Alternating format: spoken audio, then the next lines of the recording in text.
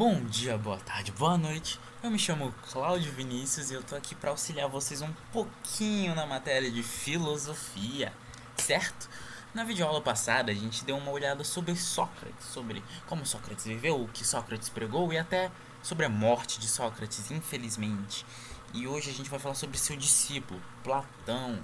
Platão que herdou alguma das ideias de Sócrates e conseguiu aprimorar outras, certo? Então, queria deixar claro aqui que nessa videoaula a gente vai abordar dois temas específicos.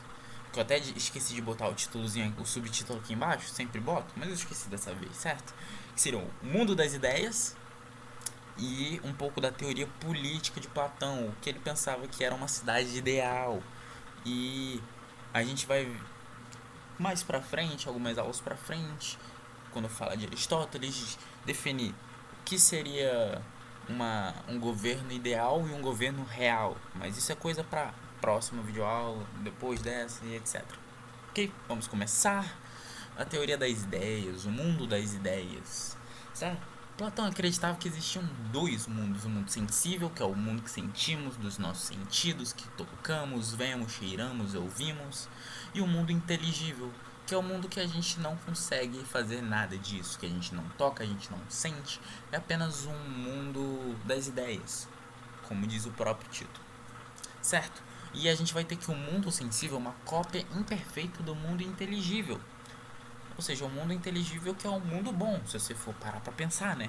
É o mundo que deve ser as coisas boas, já que o outro é um mundo imperfeito. Mas qual é o nosso contato com o mundo inteligível? Se a gente não consegue ter nenhuma interação física com ele, o que ele é para nós? E nós já fizemos parte dele? Já. Platão vai dividir em a sua filosofia, parte da sua filosofia, né? Ele vai mostrar que há uma diferença entre corpo e alma. Para ele, o corpo é apenas uma carapaça, apenas um pedaço um pedaço mortal e finito de carne. É apenas algo que a gente vai vestir enquanto a gente está no mundo sensível e não vestir mais quando a gente sair desse mundo, quando a gente morrer, certo? Né? E a gente vai ter um gancho de Sócrates aí, né? Já que Sócrates também dizia isso, ele falava que a alma era imortal. Por isso, quando morreu, ele falou: Sócrates não morreu, eu ainda estarei vivo. Que morreu essa carapaça, a alma de Sócrates é imortal, certo? Ele vai ter esse pensamento e Platão vai ter um pensamento similar e vai assimilar isso com o mundo das ideias. Segundo ele, a nossa alma veio do mundo inteligível. Porém, a gente não lembra de nada de lá. A gente passou por um tipo de amnésia e a gente esqueceu tudo que existia nesse mundo inteligível, certo? Então, a gente vai vir para esse mundo vazio, sem conhecimento desse outro mundo. Então, parte da nossa natureza vai ser voltar para esse mundo, certo?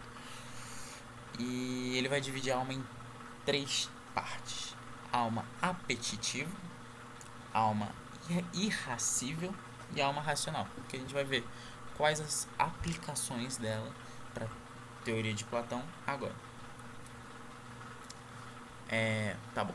A gente vai ter a alma sensual, que é a mesma da apetitiva, que vai se desenvolver no abdômen, no nosso corpo, certo? E vai falar sobre os desejos carnais, inferiores, rebeldes, ser uma alma preguiçosa, uma alma que é muito ligada ao terreno, ao mundo sensível. E Sócrates vai usar esses tipos de alma para criar estamentos na sua sociedade ideal. Eu vou retomar isso quando a gente for falar sobre o governo de Platão. Desculpa, me desculpe. Sócrates não vai falar nada disso. Platão vai falar sobre isso quando ele for falar sobre o seu governo, sobre o governo ideal, certo? Então, para Platão, as almas, além de definirem o ser vivo, também vão ajudar a dividir a sociedade em estamentos, certo? A segunda alma é emocional, ou a irracível, e ela vai se manifestar no tórax. Ela vai dar uma relação entre emoções, vai ser aquela alma bem emotiva mesmo, que tem as emoções de honra, que obedece à razão, tem o amor, tem o ódio, certo? E por ser uma alma muito emotiva, ela vai ter um sentimento de defesa ao que é dela, certo? Então, essas pessoas vão ser os guardiões, Enquanto na alma sensual ou na alma apetitiva são os camponeses, são os mercadores, na alma emocional vai ser os guardiões, os guerreiros, certo? Eles chamavam de guardiões. Você vai ver muito nos vestibulares como os guardiões. Falando de Platão. Sócrates ali eu falei sem querer. Desculpa. E a última vai ser a alma racional, que vai se desenvolver na cabeça e como o próprio desculpa, como o próprio nome diz, vai habituar na área da razão, na área do conhecimento, da busca do mundo, que é inteligível, certo? E esses vão ser os governantes. E agora que a gente pula pro governo de Platão. Ele buscava uma cidade mais justa e igualitária, até porque a democracia ateniense matou seu tutor Sócrates. Isso fez com que ele desacreditasse da democracia. Para ele, talvez uma aristocracia conseguisse superar a democracia, até porque a democracia corrompeu suas morais para matar Sócrates, que era um homem que nada tinha feito contra o Estado, a não ser o que o Estado deveria fazer, né? Se formos entrar nessa discussão. Mas no vídeo anterior sobre Sócrates eu falei sobre as razões da morte dele, sobre do que julgaram ele, então eu não vou entrar muito aqui nisso, né? Só dei uma pincelada pra gente sempre retomar os conteúdos anteriores. Para ele, a gente teria o rei filósofo para Platão. Quem seria o rei filósofo? Seriam os governantes, que teriam a alma racional, que é a alma mais perto do mundo inteligível, e eles seriam filósofos, porque os filósofos são os que mais chegam perto do mundo inteligível para Platão, porque eles são os que sempre estão buscando conhecimento, mais e mais conhecimento, certo? A gente vai ter a abolição de uma propriedade privada e o Estado comandando todos os cidadãos. Pera, de início parece um governo bem ditatorial, né? O Estado comanda tudo, malvado. Mas não é desse jeito. E em relação à abolição da propriedade privada, também não é um comunismo. O comunismo é algo muito diferente, vai surgir no tempos modernos, não agora, certo? Essa abolição da propriedade privada é porque, para Platão, a criança quando nasce, ela poderia ser corrompida por essa propriedade privada, certo? Essas ideologias dos pais poderiam corrompê-lo. Por isso que o Estado comanda os cidadãos. Por exemplo, quando uma criança ateniense fosse nascer no governo ideal de Platão, que eu tô falando, isso não chegou a acontecer. Mas segundo o livro A República de Platão, era isso que ele pensava que deveria acontecer. Ou seja, era um governo ideal, algo idealizado, era uma ideia de Platão. Só para deixar claro aqui, ok? Segundo Platão, o Estado tinha que pegar as crianças assim que nascessem e educar elas, homens e mulheres até os 20 anos, com serviço militar obrigatório, ensinando várias disciplinas, filosofia, matemática, ciências, etc. E parte dessa educação seria algo meio seletivo, certo? Aos 20 anos, mais ou menos, aí eles seriam postos nos seus estamentos. Os que não fossem tão bem nos testes intelectuais, de filosofia, etc., seriam os produtores, seriam os comerciantes, artesãos, etc. Os que fossem muito bem nos testes físicos seriam os guerreiros, os guardiões da cidade, né, ateniense. Até porque, mesmo que fosse uma cidade justa, igualitária e ideal, o mal ainda existiria lá fora. Por isso que Platão também pensou sobre o exército, certo? E os governantes, que seriam aqueles que se destacaram nos testes de filosofia, de matemática, sobre os conhecimentos. Ok? Então a gente vai ter isso, certinho? Só para deixar claro, um assunto que cai muito no Enem também é sobre o mito da caverna de Platão. Acho que muitos conhecem, né? A aforia da caverna, certo? Ela foi retratada em um vídeo, acho que 2 vídeos atrás, que ela foi retratada. Um vídeo bem simples, curtinho, onde eu mostrei o que era o mito da caverna e o que ele representava. E como Platão passava suas ideias por ele, o que Platão queria dizer com isso, certo?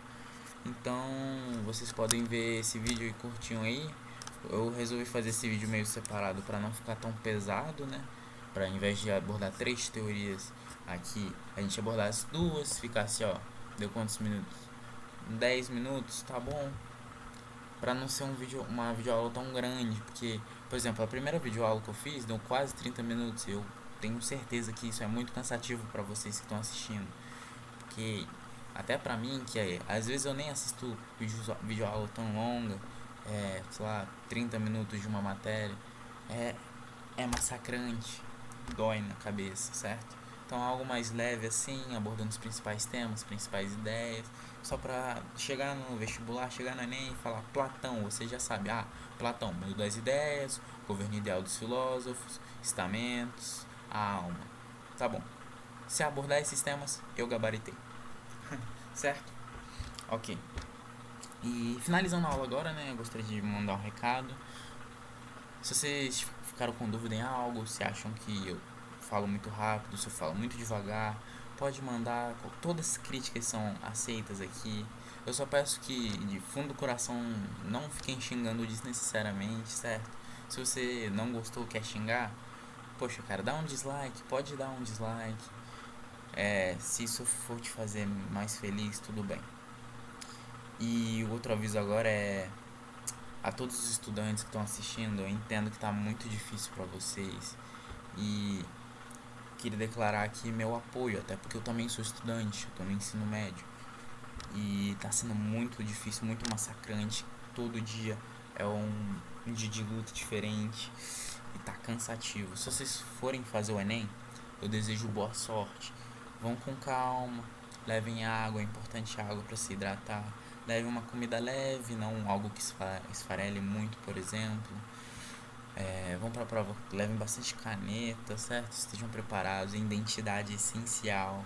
Lembra de sempre desligar o celular. Silencia, depois você desliga, só por precaução, certo? Obedece tudo que os fiscais falarem e faz a prova com calma, com paciência. Vocês vão conseguir. Eu confio em vocês, certo? Tá aqui meu apoio a vocês. Um grande beijo pra vocês e outra coisa que eu esqueci de falar, mas eu vou falar aqui rapidinho. Se vocês quiserem algum filósofo específico, pode falar. Eu tô tentando seguir uma linha cronológica, né? Vocês viram para Sócrates, Platão, Aristóteles, que eu vou fazer depois. Mas quiserem um filósofo específico, uma teoria específica, sei lá, quero abordar sobre o niilismo, me avisa que eu vou dar uma estudada, vou fazer uma videoaula e já lanço aqui, tá bom? Um beijo pra vocês e até a próxima.